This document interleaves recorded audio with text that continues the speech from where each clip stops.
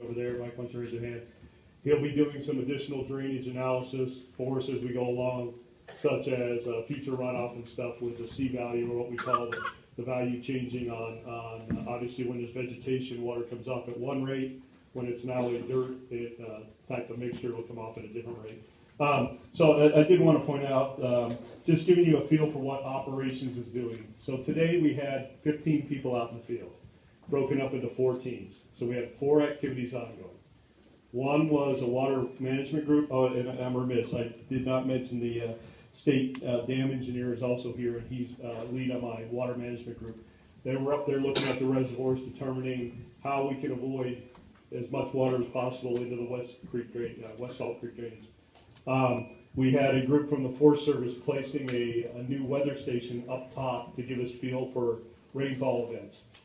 We had a group that included the USGS folks that were continuing to do site recon, getting as many eyes on the event as we could.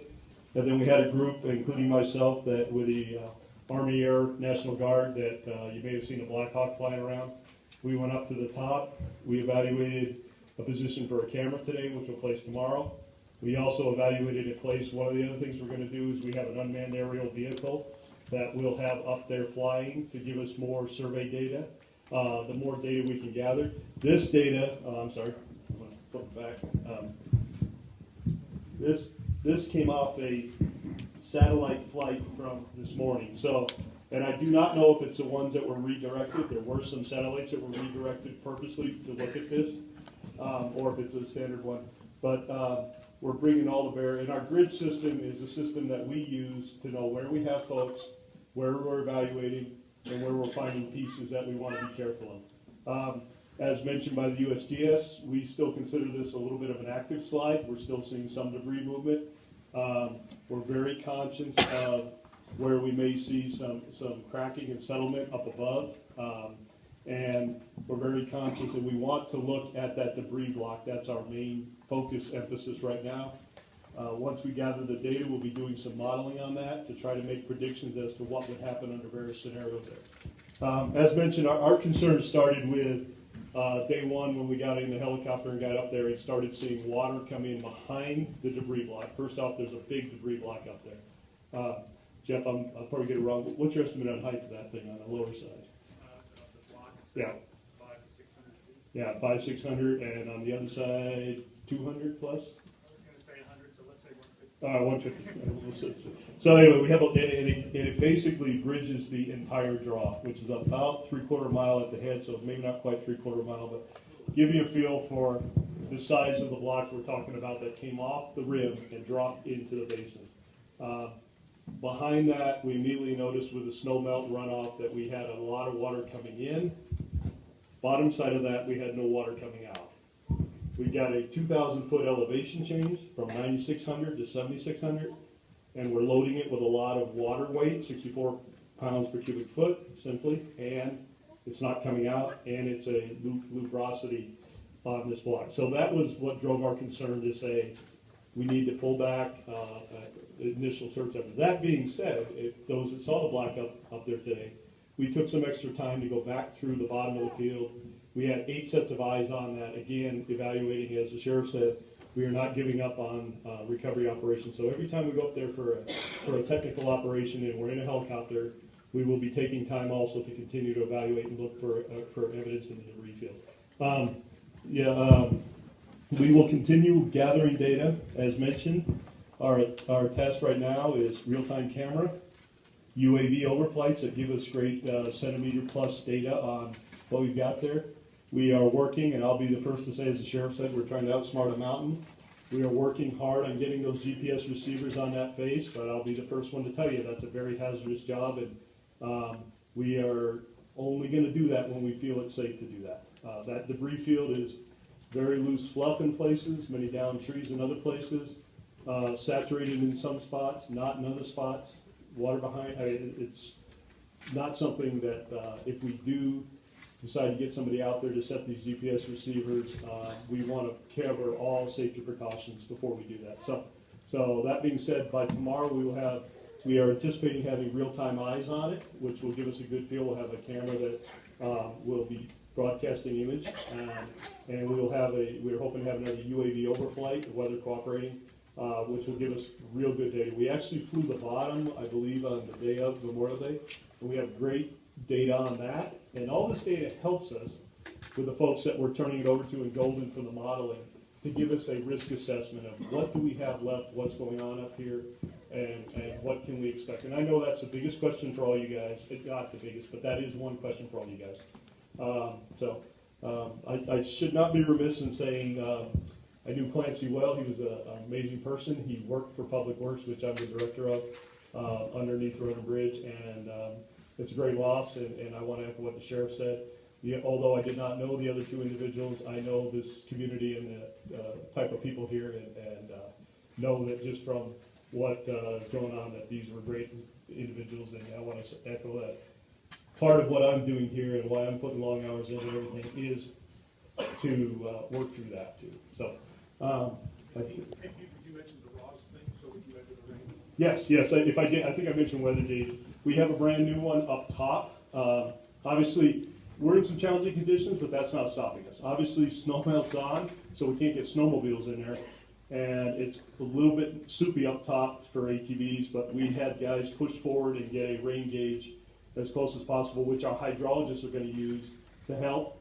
I will say this also, a couple of the local community members down closer to there, we may be contacting you about just putting a more simplified rain gauge in the area and asking you to read it after an event and maybe calling to us, but we'll be contacting folks on that. Again, we're after gathering the scientific data and evaluating what's there and then running the best models. But again, I would react to what the sheriff said. We are trying to outsmart a mountain, which we all know is a tough thing to do. So with that, I'll turn it back to Sheriff, and we'll go from there. So before I introduce our emergency manager to talk about sort of what early warning systems look like, you heard that everything that's going on to try to understand how to measure, how to monitor, how to assess, and what's going to happen. And so these are the questions that we don't have for you, is what does it look like when a slide occurs, if a second slide occurs. And that's what we're trying to get at. That's why we've brought to bear all these resources. I do think, though, there is room for us to talk a little bit about some common thoughts among the group. Is for those of you that live in the town of Colburn, we are going to have different warning systems that have 3 tiers, essentially. You'll hear about that from Salt Creek down to 330, from that point down to town, and then from town beyond.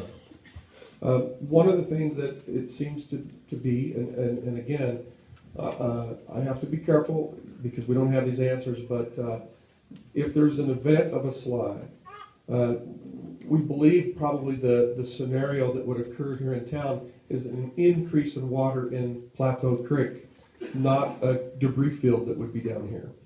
So in some sense, I hope that gives you some comfort, because Colburn has dealt with water events for years, right? And you have had Plateau Creek flooded, and Pete has been very connected with this community in that. When you start to back up, though, into up to Salt Creek and then all the way up Salt Creek, these are answers that we just don't have. We've got to get the modeling done to understand that. So you're going to hear from us, and as much as it's frustrating to you, it is also frustrating to us that we can't predict for you what another slide would look like, how far it would go. Would it be more or less of an event than we've already had? And but what we want to do is start telling you how we want to make warnings in the event that something starts to happen, and we get the opportunity to do that. So I'm going to have Andy talk about that with you. The only thing I'll finally say is that any kind of a water event, one of the things that we've really learned from the other flood events that have occurred around in the state of Colorado is we suggest that people don't get in your car and attempt to drive out of a flood. The first thing you should do is run to high ground. And that's good advice this time of year, even if we weren't talking about the slide, okay? So I'm going to have Andy Martzoff.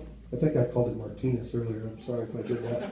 Andy Martzoff from the Mesa is our Mesa County Emergency Manager, talk about early warning systems.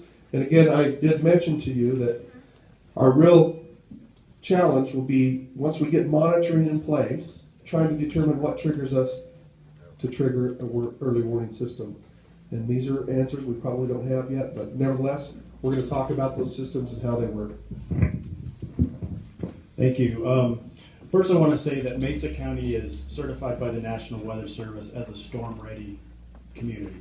And part of being a storm-ready community means we have to have multiple communication paths to warn citizens of events like flash floods, severe storms, things like that.